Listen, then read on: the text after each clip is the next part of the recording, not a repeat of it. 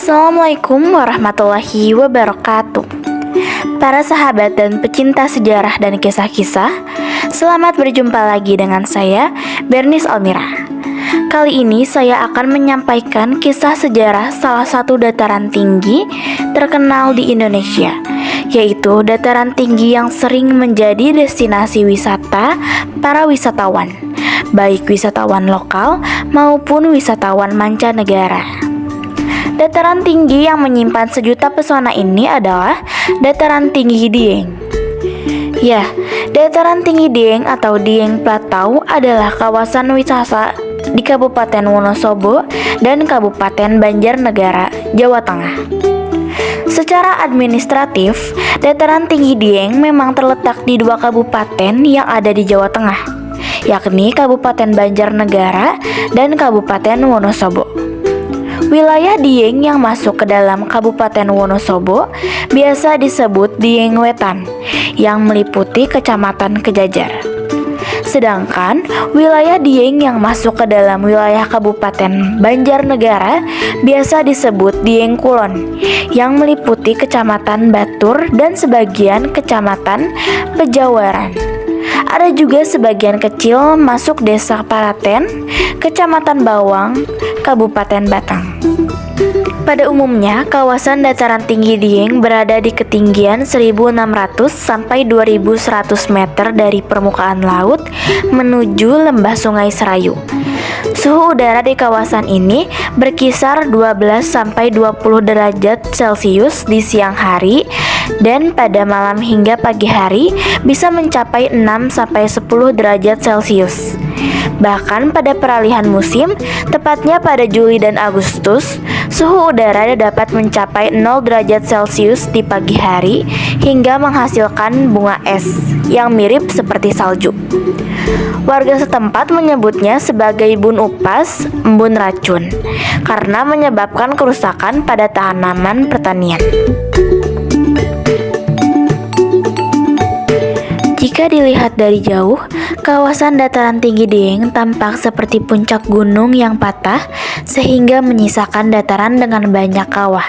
Itulah sebabnya Dieng dinamakan dengan Platau, yang berarti dataran di atas pegunungan, atau dapat berarti pegunungan yang di atasnya ada dataran.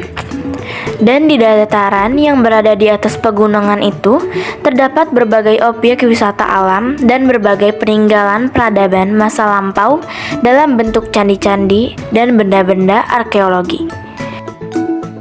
Beberapa lokasi wisata di Dieng yang sudah cukup terkenal antara lain Bukit Sikunir atau Negeri di Atas Awan, lalu ada Kawah Sikidang, Telaga Warna, juga Batu Pandang Ratapan Angin, ada Museum Kaliasa, Telaga Merdada, dan Kawah Candra di Muka.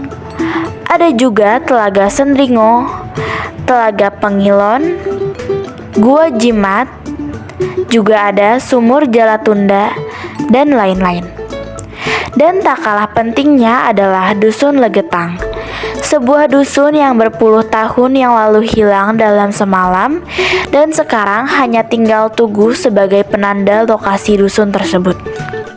Sedangkan berbagai peninggalan budaya peradaban masa lampau diantaranya adalah candi-candi yang berada di Komplek Candi Arjuna. Komplek candi tersebut memiliki luas 90 hektar dan terdiri dari 5 bangunan candi, yaitu Candi Arjuna, Candi Semar, Candi Srikandi, Candi Punradewa, dan Candi Sembadra.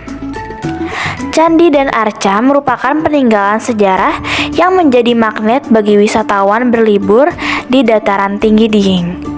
Hingga saat ini, sudah ditemukan 10 candi dan ratusan arca di kawasan dataran tinggi Dieng. Keberadaan candi-candi di Dieng tidak berada di satu lokasi saja, dan penemuan candi-candi itu pun tidak bersamaan.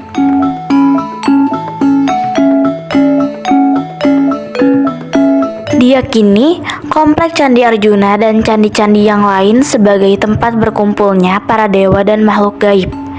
Oleh sebab itu, kawasan Komplek Candi ini sering digunakan sebagai tempat bersembayang dan sesembahan.